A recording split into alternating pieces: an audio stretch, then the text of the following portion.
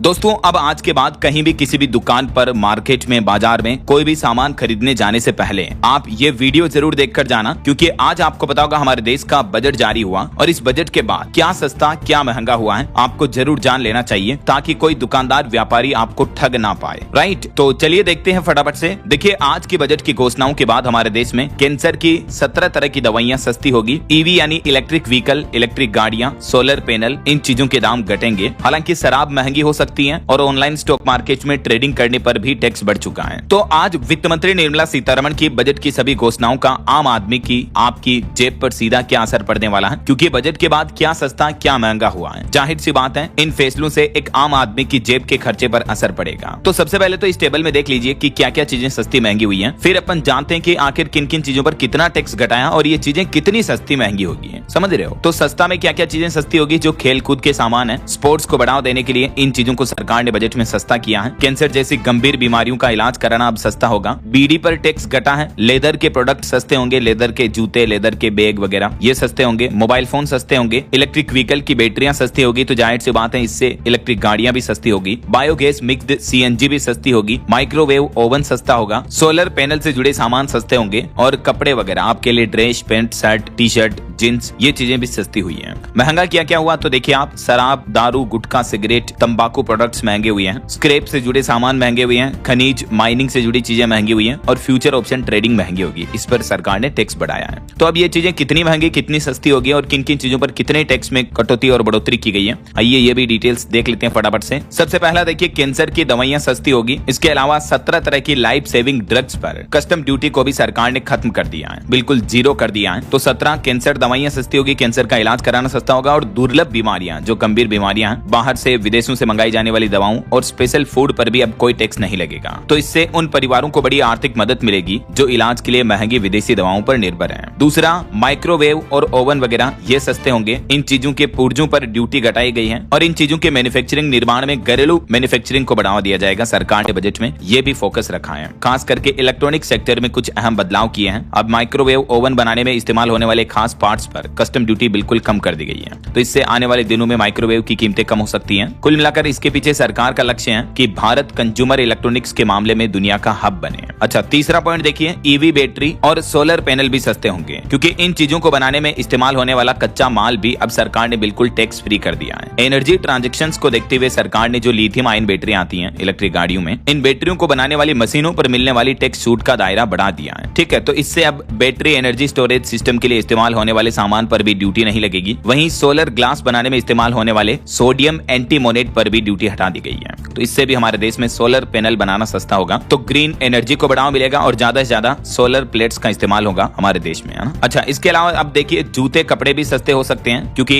Export बढ़ाने वाले कच्चे माल पर भी सरकार ने छूट दी है। हमारे देश से एक्सपोर्ट बढ़ाने के लिए समुद्री उत्पाद, लेदर और टेक्सटाइल सेक्टर के लिए भी कई बड़ी घोषणाएं हुई है। जैसे सी फूड एक्सपोर्ट के लिए ड्यूटी फ्री इंपोर्ट लिमिट को 1% से बढ़ाकर 3% कर दिया है। दूसरा, लेदर और सिंथेटिक जूतों के साथ अब शू अपर्स के एक्सपोर्ट पर भी टैक्स में छूट मिलेगी। तो ये चीजें सस्ती क्यों होगी? क्योंकि भारत में निर्माण प्रोडक्शन की लागत घटेगी। अगर कंपनियां इसका फायदा ग्राहकों तक पहुंचाती हैं तो जाहिर सी बात है लेदर से बने जूते, स्पोर्ट्स शूज, सी फूड की कीमतें घट सकती हैं, या कम से कम इनके दाम स्थिर रहेंगे, कीमतें बढ़ेगी तो नहीं, है ना। अच्छा, इसके अलावा अब देखिए, विदेश में घूमना जाना सस्ता होगा, क्योंकि सरकार ने इस पर भी टैक्स घटाकर 2% कर दिया है। अब विदेश यात्रा के टूर पैकेज को बुक करना सस्ता होगा। पहले जैसे 10 लाख रुपए तक के खर्च पर 5% या उससे भी ज्यादा पर तो 20% तक TCS लगता था, लेकिन अब इस सीमा को घटाकर सरकार ने सिर्फ 2% कर दिया और अब इसमें रकम की भी कोई लिमिट नहीं है। आप विदेश यात्रा पर कितना भी खर्चा करो, आपको सिर्फ 2% ही TCS देना होगा। समझ रहे हो? तो ये भी बेनिफिट मिलेगा। और अगला पॉइंट देखिए आप, एयरक्राफ्ट मेंटेनेंस सस्ता होगा और पुर्जों पर कस्टम ड्यूटी भी हटा दी है। नागरिक उड्डयन को बढ़ावा देने के लिए, खास करके हमारे देश में एयरलाइंस एविएशन सेक्टर को बूस्टअप देने के लिए और हवाई यात्राओं को आम लोगों के लिए सस्ता करने के लिए सरकार ने ये फैसला लिया। इसके अलावा डिफेंस सेक्टर में भी एयरक्राफ्ट के मेंटेनेंस और रिपेयरिंग, MRO के लिए मंगवाए जाने वाले कच्चे माल पर अब टैक्स नहीं देना होगा। तो इससे भी हमारे देश में हवाई जहाज बनाने और उनकी मरम्मत करने की लागत कम होगी, जिसका सीधा असर अगर आम कंज्यूमर पर देखें तो आपकी हवाई यात्रा भी सस्ती होगी। अच्छा, 7वां पॉइंट देखिए, विदेशी सामान मंगाना सस्ता होगा क्योंकि कई सारी पर्सनल यूज की चीजों पर भी सरकार ने टैक्स घटा दिया है। जो विदेश से आने वाली अपने निजी इस्तेमाल के लिए सामान मंगवाना अब सस्ता हो जाएगा क्योंकि ऐसे सामानों पर सरकार ने 20% से घटाकर सीधा 10% कर दिया टैक्स को। अब देखिए महंगा क्या होगा, तो एक तो शराब पर टीसीएस को 1% से बढ़ाकर 2% कर दिया है, तो इससे शराब, वाइन, दारू वगैरह, बियर, इनकी कीमतें बढ़ सकती हैं क्योंकि इससे दुकानदार के मुनाफे पर असर होगा। दूसरा, फ्यूचर ट्रेडिंग पर लगने वाले सिक्योरिटीज ट्रांजैक्शन टैक्स एसटीटी को 0.02% से बढ़ाकर 0.05% कर दिया है और जो फ्यूचर ऑप्शंस होते हैं उनमें ऑप्शंस पर भी 0.1% कर दिया है एसटीटी टैक्स को।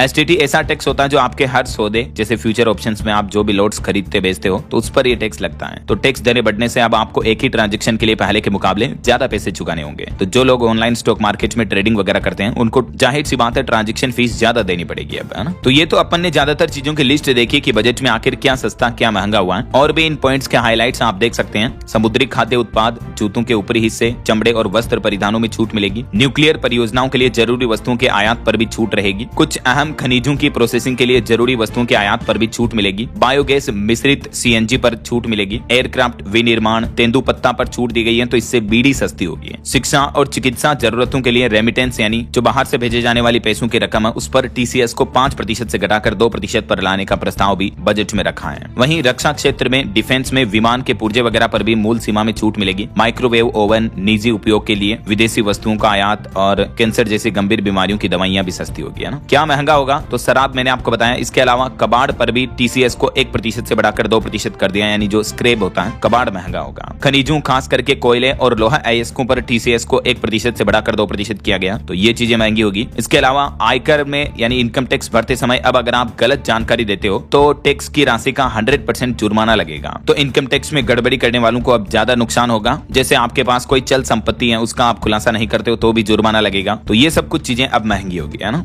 इसके अलावा दोस्तों बजट के फैसलों से पहले भी आज से 1 फरवरी 2026 से नए नियमों की वजह से भी कुछ चीजें महंगी हुई हैं क्योंकि सरकार ने जैसे तंबाकू उत्पाद, सिगरेट, गुटखा वगैरह इन पर अतिरिक्त टैक्स बढ़ा दिया था। तो अब सिगरेट के दाम आज से ही 40% तक बढ़ गए हैं और कॉमर्शियल गैस सिलेंडर की कीमत भी 50 रुपए बढ़ी है। देखिए एक तो सिगरेट की लंबाई के हिसाब से अब कीमतें बढ़ी हैं। जैसे अलग अलग सिगरेट आती है ना, छोटी गोल्ड फ्लेक, बड़ी गोल्ड फ्लेक, मिंट, इस तरह से सिगरेट की लंबाई कितनी है उसके अकॉर्डिंग कीमतें बढ़ चुकी हैं। 3 रुपए 4 रुपए से लेकर 8.5 रुपए तक सिगरेट महंगी होगी। इसके अलावा अन्य तंबाकू प्रोडक्ट पर जीएसटी भी बढ़ाया था हाल ही में सरकार ने, तो वो भी अब लागू होने जा रहा 1 फरवरी से ही। जैसे पान मसाला, तंबाकू, खैनी, गुटखा, इन तरह के उत्पादों पर अब 40% जीएसटी लगेगा। हालांकि सेस हटा दिया है लेकिन अभी तक इन प्रोडक्ट पर 28% जीएसटी के साथ कंपनसेशन सेस लगता था, तो इससे कुल टैक्स 50% से भी ज्यादा हो जाता था। लेकिन अभी जीएसटी बढ़ा दिया इन चीजों पर, तो ऑल ओवर रेट्स महंगे ही होंगे। अच्छा, इसके अलावा देखिए कॉमर्शियल गैस सिलेंडर के दाम 50 रुपए तक बढ़ चुके हैं आज से ही। जो 19 किलो वाला कॉमर्शियल गैस सिलेंडर आता है होटल, रेस्टोरेंट वगैरह में खाना बनाने के लिए, तो उसकी कीमतें बढ़ चुकी हैं। इस बढ़ोतरी के बाद आप टेबल में देख सकते हैं मेट्रो सिटीज में कॉमर्शियल गैस सिलेंडर के दाम कितने हो चुके हैं। दिल्ली, कोलकाता, मुंबई, चेन्नई में पुराने दाम क्या थे और नए दाम अब ये हो चुके हैं। लगभग 49-50 रुपए की बढ़ोतरी हुई है। हालांकि जो हमारे घरों में खाना बनाने के लिए काम में इस्तेमाल होता है 14 किलो 200 ग्राम वाला, उस गैस सिलेंडर की कीमत में कोई बदलाव नहीं किया है। ये भारत के मानचित्र में आप देख सकते हैं कि देश के अलग अलग शहरों में अभी घरेलू गैस सिलेंडर की कीमतें क्या चल रही है। अच्छा, एक इंपॉर्टेंट अपडेट ये है दोस्तों कि आरबीआई की